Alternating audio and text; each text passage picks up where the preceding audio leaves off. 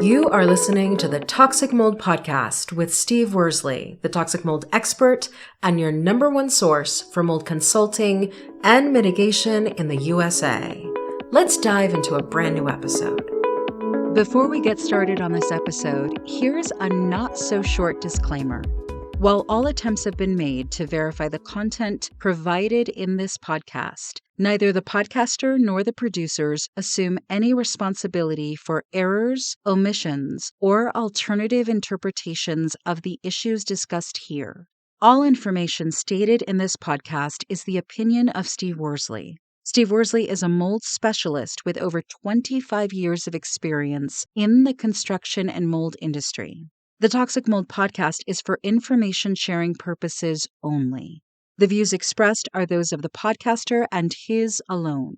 These views should not be taken as expert instruction or commands.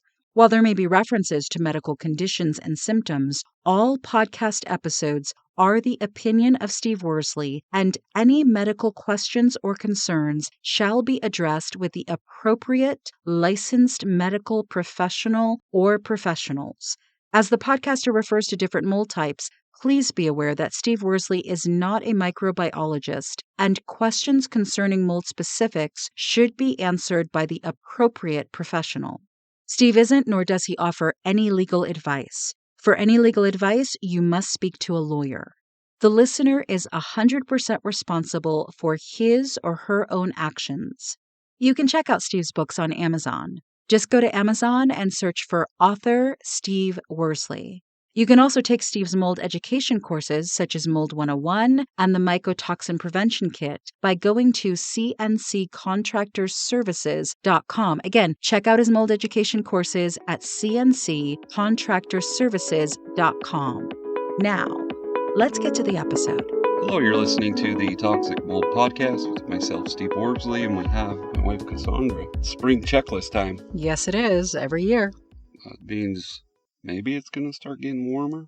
Not in the tundra. It's been plenty cold, but we don't have much snow. So Not at all. It's kind of a weird winter. it has been. People back east, I think, have more snow than we do in Wyoming. Oh, that's true. But hopefully spring will really come soon. Anyhow, it's our listeners that listen religiously know we do the spring checklist every year around daylight savings time. And it's not really, it's kind of an inspection, but it isn't. But it's more of a checklist just for our listeners to go through. Yeah, it is. I mean, and it's a way for, would you say, for people to make sure that their home doesn't have any possible mold issues as well. Yeah, it covers mold, but we talk about other things too.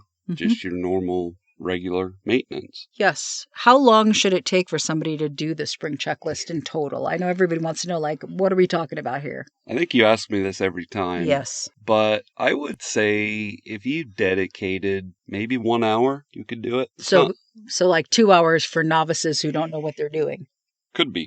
Yes. And what kind of equipment would somebody need to do this checklist? I would say mainly just a flashlight. I mean, it's like I said, it's not really an inspection. Yeah, you're inspecting things, but I don't expect our listeners to have what I have: a smoke pan, infrared camera, moisture meter, humidity gauges, or humidity meter the professionals use. So I would just say a flashlight and probably a good ladder. Yeah, your clients love the toys you bring, though. You know, They the do. air compressor, the smoke pen. Then they want to get their own. Yeah. Well, for remediation, yeah, we bring a big air compressor for part of the SPC. But yeah, my most recent inspection, he's like, man, I like that smoke pen. I'm going to have to go buy me one. So Yeah, so at least for the spring checklist, there's not that much people will need to do it. no, That's good. it's, like I said, it's partial inspection, but just to make sure everything's good to go. Okay, so where does somebody start with the spring checklist? So just like an inspection, I always start on the exterior. Okay, so would And- they need a ladder if they have a two-story house? Yeah, that way they can get up there and look Okay. at you don't have to crawl on the roof, but you can at least look in the gutters and things like that. I start with the roof. For our listeners, we're looking for debris on the roof, missing shingles, check your flashing, make sure the gutters are clean. Now, what is flashing? Well, flashing can be used in several different areas, like in the valleys.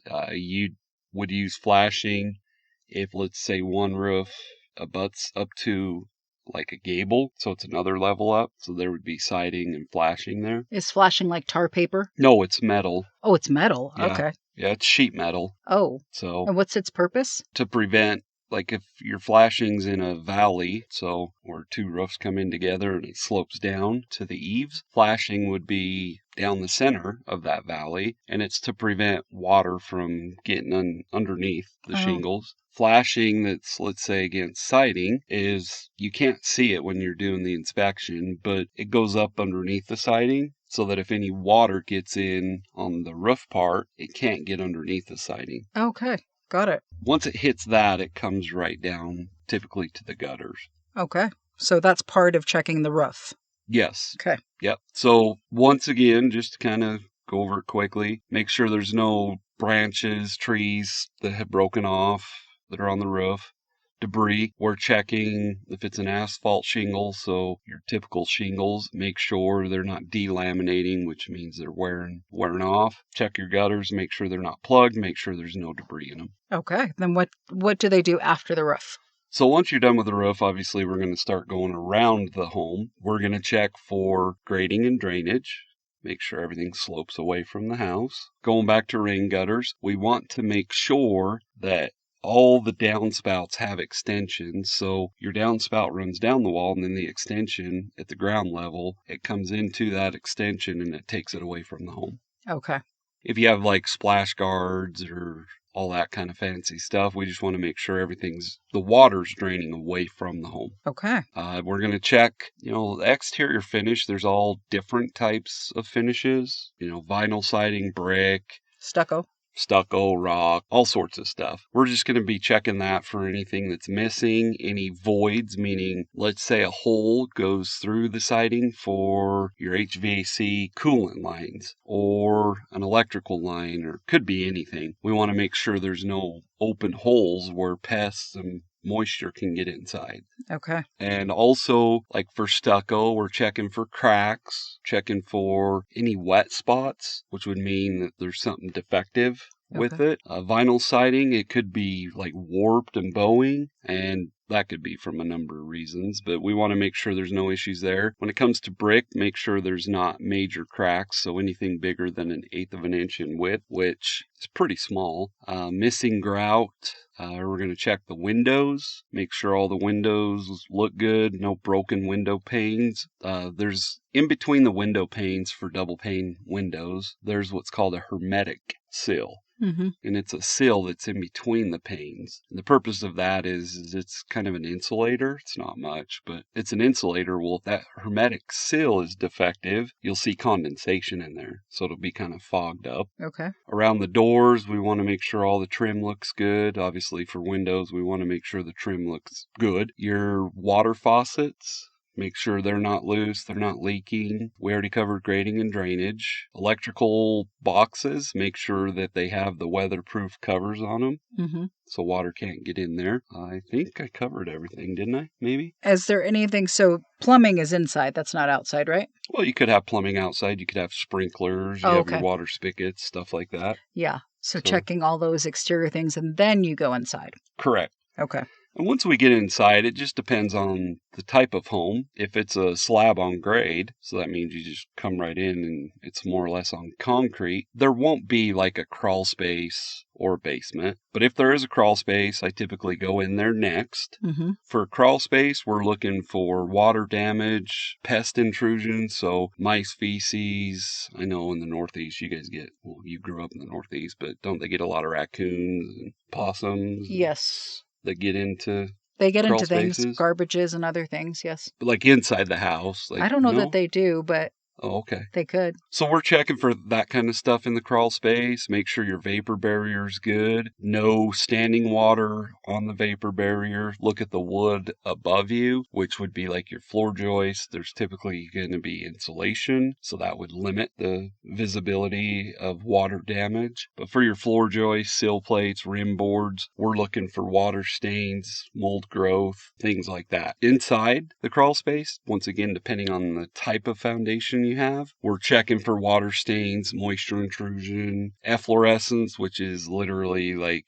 almost like calcium stains you can see. So you could see, if there was standing water in there at some point. Look for cracks in the foundation. If you have vents in your foundation, come springtime and summer, you need to open those vents so there's proper ventilation. Yes. Then we typically jump to the attic. Up in the attic, a lot of the same things you're looking for in a crawl space. Water damage on the roof trusses, make sure the roof trusses look good. Check the insulation, make sure it's not discolored. If there's exhaust fans, like from the bathrooms, make sure they're vented to the exterior. Pest intrusion, once again, raccoons, mice. Does that include bees? Anything. Wasps? Yeah, bees, Okay. wasps, all sorts of stuff. Okay.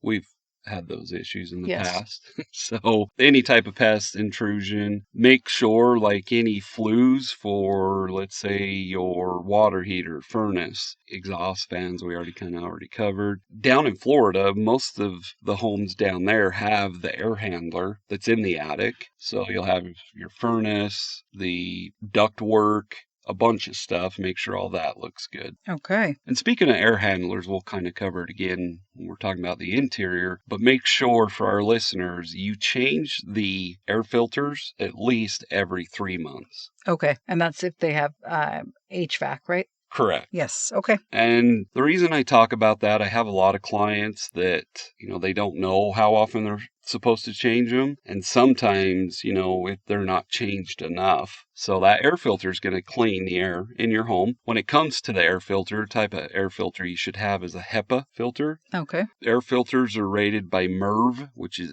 MERV. You should have a MERV rating about like 8 to 10. Okay, but no lower than 8? No lower than 8. Okay. And when we talk about higher, something our listeners need to keep in mind, your air handler is only capable of pushing so much air or pulling it. Does that make sense? Yes. It's actually pulling and pushing. If you get too high on a MERV rating, it will restrict the airflow. Okay. Through the unit. Okay. And the reason I bring that up is I have a lot of clients that they're like, oh, I go with a 13 or 15 because that's the best. If your air handler can't handle that, that's not good. Okay. So really, 8 to 10.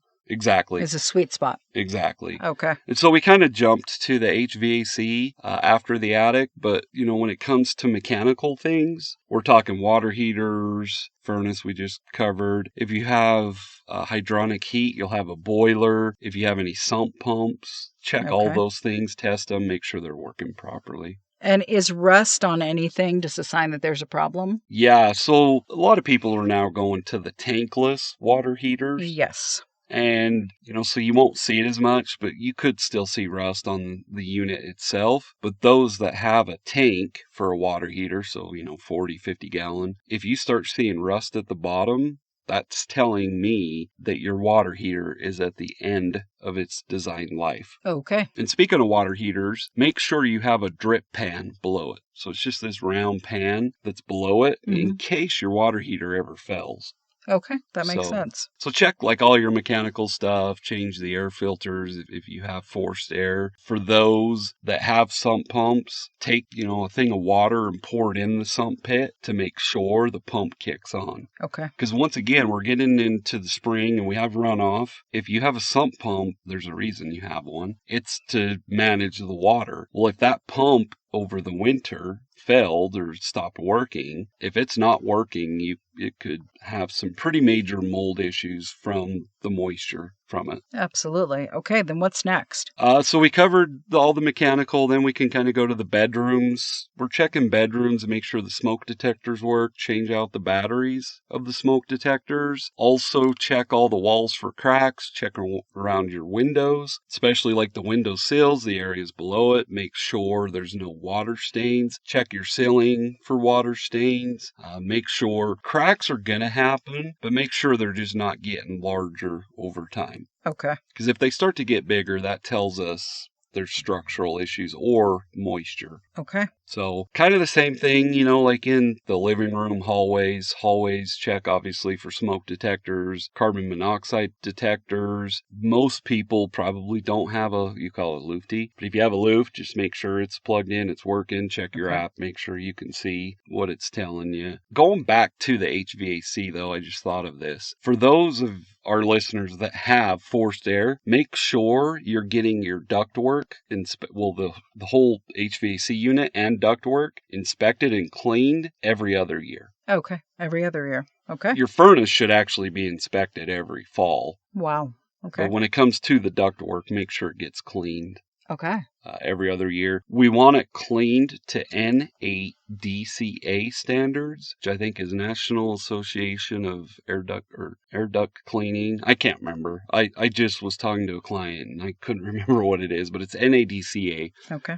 The reason that's important is it's done on a sealed system, meaning you're not just blowing stuff all throughout your house. They hook a vacuum system up to it, and everything they're cleaning, they're pulling out of the ductwork. Okay. Clear as mud. Clear as mud. So beyond like the living areas, now we'll start going into the kitchens, the bathroom, or I should say kitchen, bathrooms. You want to run the water and then check below. Make sure there are no leaks. Exactly. Make sure the drain pipes, there's no leaks. Run your dishwasher, make sure there's no leaks there. In your mechanical room or laundry room, make sure your dryer vent is attached properly. Check behind your washer and dryer. Make sure there's no leaks. There's, no water issues or moisture issues. Speaking of washing machines, they should have a drip pan below them too. Okay. And then obviously you said smoke detectors, carbon monoxide detectors. What else? So like we kind of mentioned the luft, but hopefully our listeners already have humidity gauges throughout the home. Okay.